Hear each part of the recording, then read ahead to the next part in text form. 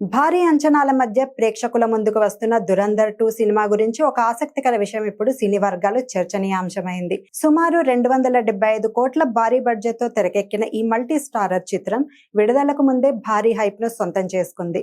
ముఖ్యంగా హీరోగా నటిస్తున్న రణ్వీర్ సింగ్ ఈ సినిమాలో డ్యూయల్ రోల్ లో కనిపించనున్నాడు. ఆయనకి అత్యధికంగా 50 కోట్ల పారితోషికం ఇచ్చినట్లు సమాచారం. ఇక సంజయ్ దత్ కీలక పాత్రకు 10 కోట్లు తీసుకోగా ఆర్ మాధవన్ 9 కోట్లు అందుకున్నట్లు తెలుస్తోంది. విలన్ పాత్రలో కనిపించే అర్జున్ రాంపాల్ 3 కోట్లు తీసుకోగా హీరోయిన్ గా నటించిన సారా అర్జున్ ₹1 కోటి తీసుకున్నారని టాక్. మొదటి భాగం భారీ విజయంతో ఈ సీక్వెల్ పై అంచనాలు మరింత పెరిగాయి. ఇప్పటికే అడ్వాన్స్ బుకింగ్స్ కూడా ఊపందుకోవడంతో ఓపెనింగ్స్ భారీగా ఉండే అవకాశాలు కనిపిస్తున్నాయి. భారీ తారాగణం, భారీ బడ్జెట్, భారీ అంచనాలు, ఈ 3 కలిస్తే బాక్సాఫీస్ వద్ద ఎలాంటి సంచలనం సృష్టిస్తుందో చూడాలి.